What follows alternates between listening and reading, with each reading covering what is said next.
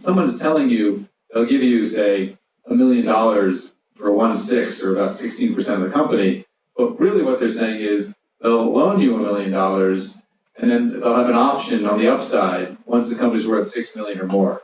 And so there's just, if someone buys common stock from your company at a certain price, then you know what your common stock is worth. When they buy a different security, then you know what that different security is worth. It's just not the same thing. So I think people get confused and say, well, my company, if I just raised $3 million at 5 pre-8 post, my company's now worth $8 million. No, it's not. Your company's worth something less than $8 million. I can't say how much less, but someone bought a security for $3 million, and that's all you really know. I think people get confused by that. Jeremy, could you speak to how the term sheets have changed in the last 20 years? Do you see participating preferred much now? It's extremely rare to see participating preferred. But so at an early stage, and I'd say early stage is the company has a pre-money value of less than $100 million, and you're an investor, you're an idiot to try to buy participating preferred. And the reason is because it's almost certain that the company's going to do another financing later, and you've now set the precedent of this juicy term that every future investor is going to insist on having, because that's what everybody does. They say, can I see your last round term sheet? Sort of like on page 2 of the venture capital playbook. If it's a late stage investment, and you think you might be the last money in or close to the last money in, then participation can be interesting to an investor. But I always have a very direct conversation with an entrepreneur, and basically participation can be used and was, I think, invented as a bridge the gap term. So you think your business is worth 100, I think your business is worth 75, but I'll say to you, I'll give you 100, but you have to give me participation. And it's just a trade. And I would rather we just agree to settle on 80 in a clean term, but sometimes entrepreneurs are very optimistic, and they've if you raise money at 100 with participation and your business is ultimately worth $20 billion, the participation doesn't actually cost you anything. It's immaterial. But if your business is ultimately worth $150 million, the participation costs a lot. And so it can bridge the gap when you have a very optimistic entrepreneur and an excited but more cautious investor, because the entrepreneur doesn't value the participation and the investor does, so it's a good trade. But oftentimes, it's used in a means where somebody doesn't understand what the thing really means, and that's when you get into trouble. I actually heard that saying that you can choose the valuation if you pick the terms, essentially. And that kind of leads us maybe to unicorns or like sort of SoftBank deals and all this stuff that was very clearly media. Well, the media headlines never include the terms. They only include the price. It's a good question. So I run an accelerator, so I operate on both sides of the checkbook at times. The statistics you shared with us, about 50% of the term sheets not going through, is kind of something scary for most entrepreneurs. Because you get a term sheet, you think the deal's done. And you get all excited, you go back home, next day there's no deal. And I suffered that my first startup here back in '99. What can an entrepreneur do to protect himself from that point where he's been engaged with the investor for 3, 4, 5 months? He's done what they asked him to do. Because quite often investors say, spend some more money, get your numbers up. He spends some more money, gets the numbers up. He does everything they want him to do, and then suddenly he's left standing alone. What can the entrepreneur do to protect himself? Pretty clear we were talking about a term sheet for an acquisition, not for an investment. A term sheet for funding, for additional funding. In my experience, the hit rate on a term sheet for funding, if it's a firm, it's coming from a firm that's reasonably reputable, it's much, much higher. It's probably 90 to 95%. It does happen, and usually when it doesn't work, if the firm's been around for a little while and has a decent reputation, it's because they learned something either about the company or independent of the company that just gives them a very different view on things, and that happens, but it's pretty rare. Maybe in the stat, you might have 2 term sheets from 2 different firms, so if one doesn't take it, maybe the other one is actually going through. So that's tricky because the one piece of advice I'd give you that addresses that is try at all costs to avoid signing no shops. And so every investor and every acquirer puts in a standard part of the term sheet. Once you sign this term sheet, you can't talk to anyone else for 30 days. And the great response as an entrepreneur is, that's great. You now have a free option. And what did I get in return? And the typical entrepreneur or typical investor or acquirer will say, well, I don't want to commit the resources to study your business and hire my lawyers if you're not promising me you'll do the deal. And your response should be, well, I have to commit the resources. I have to commit my management team's time and my lawyers. So why is it that we're doing the same thing and you're getting a contractual obligation from me and I'm getting nothing from you?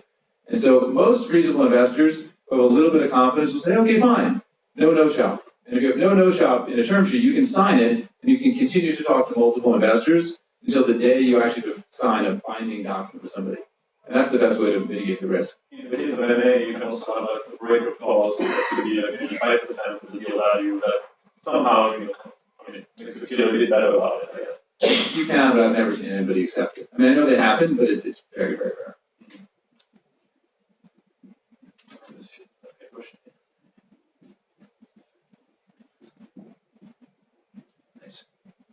So pretty broad question, but I think Bessemer still has on its website an anti-portfolio, and I was curious about sort of an anti-portfolio of exits you did in retrospect maybe wouldn't do or didn't do, but in retrospect would have. So just kind of curious about collective wisdom around that, directed towards Jeremy or all of you, whoever feels like taking that. I've had a few companies that, I invested in it, and then within 12 or 36 months of my investment, someone offered to buy it for 1.5 times or 2 times or 0.8 times. And either I and or the management team said no. And in the end, we got 0 times or 0.1 times or 0.2 times. It's easy to fall in love with what you got. In terms of ones we sold that we wish we hadn't sold, I mean, we sold Twitch to Amazon for $1 billion. We were doing high fives, and now I think it's worth a significant multiple of that. We sold Celltel, which is a company you probably never heard of. It was one of our best exits ever. It's in Africa, and we sold it for, I think, $3.5 billion.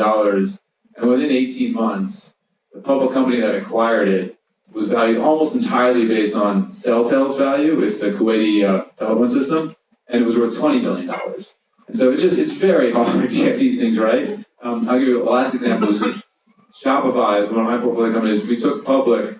It had about $1 billion market cap, about $15 a share, and we distributed to our investors most of the stock, and like all of the stock at between $20 and $40 a share. And it went public in 2015, so it hasn't been that long. And it's now a $20 billion public company at $170 a share. Anyway, there's a famous line from one of the Rothschilds who said, I got rich by always selling too early, never too late. And I think there's something to that. I think from our side, we've had a couple of occasions where we had an early acquisition offer of over $30 million, and the founders were so in love with what they're working on, chosen not to take it. We'd only invested a couple $100,000, and that was definitely a poor decision. Right? In order to get that amount of money back in a short period of time, 1.5 years since you founded the company, it's something I would actually advise a startup to take, in the consumer space, to take. Hello, gentlemen. My question is more so based on the observation of a friend's company. So that he is a Series A company in the fintech space. And recently, a merger was approved. So it's less acquisition, more merger between 2 early stage companies. And I've never seen that done at the Series A level. And I was just curious to know, from a cost benefit perspective, would you be okay if a company came to you and said, I'm open to this merger versus, hey, you should go on and expand because I don't want to take on a new pool of investors during this process? I would just say that it's different for different investors and if they have a board seat or not or stage of company, but we mostly take the point of view that we have a portfolio and have the luxury of having that, and for founders, the portfolio is sort of a portfolio of one. And we rarely sit there and get in the way of what they ultimately want to do. Of course, we talk about the decision and try to land at something that is optimal, especially optimal for them. But if that's what makes most sense for a founder, then, as far as I'm concerned, far be it for me to say that my portfolio of many should trump their portfolio of one. I haven't seen that much in my experience, but what I can say is that the best founders treat every point of dilution to them incredibly seriously, and they're very careful about the additional funding round, usually reasonable, but they don't want to give away equity. And merger is incredibly dilutive to both sides, and so I would say that it would have to make a lot of strategic sense in order for that to happen, or one company must feel incredibly defensive. Maybe both companies are feeling like they're going to go out of business, and so it's the only way they can stay alive because of some other competitive responses happening in the market. But I would say that's very rare, especially at the early stage. And I actually have kind of one very strange example. So anybody has about crypto here? Bitcoin, a few people? Okay, maybe you know Ledger, the cold storage, so it's kind of USB key on which you can store your Bitcoin offline or other crypto. And so this company, Ledger, is actually the result of the merger of 3 companies. They have different competencies around security, around hardware, around software, and they came together and they realized it kind of makes sense. But they had raised very minimal amount of money at that time, like each company.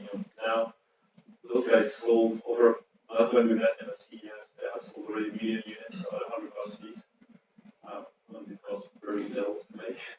So it's, and they just raised $6 million now. I think they probably don't need the money.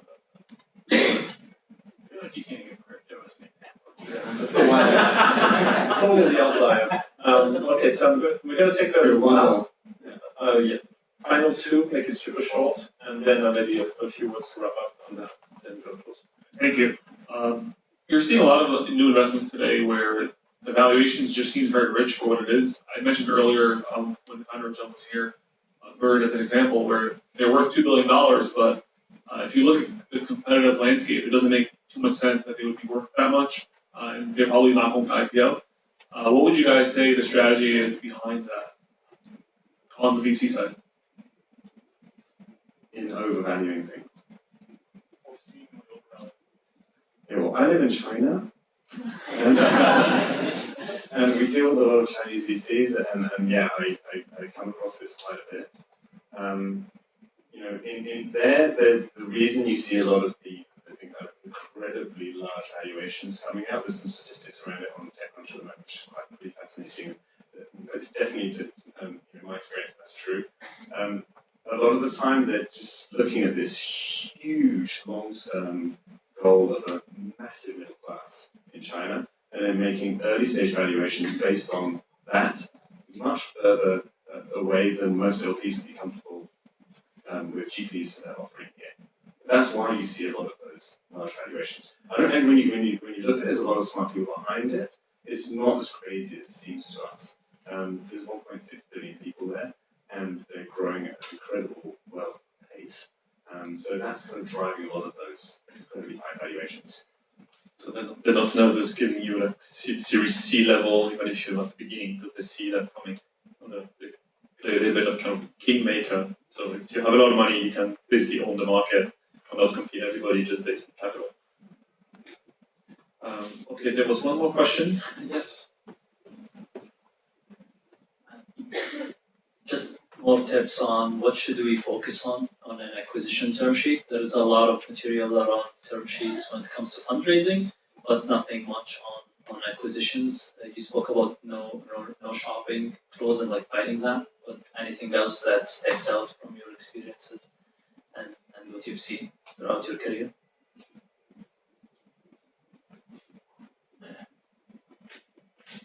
One fundamental piece of how you split up the value of the company is what goes to preferred and what goes to common. And again, even independent of the concept of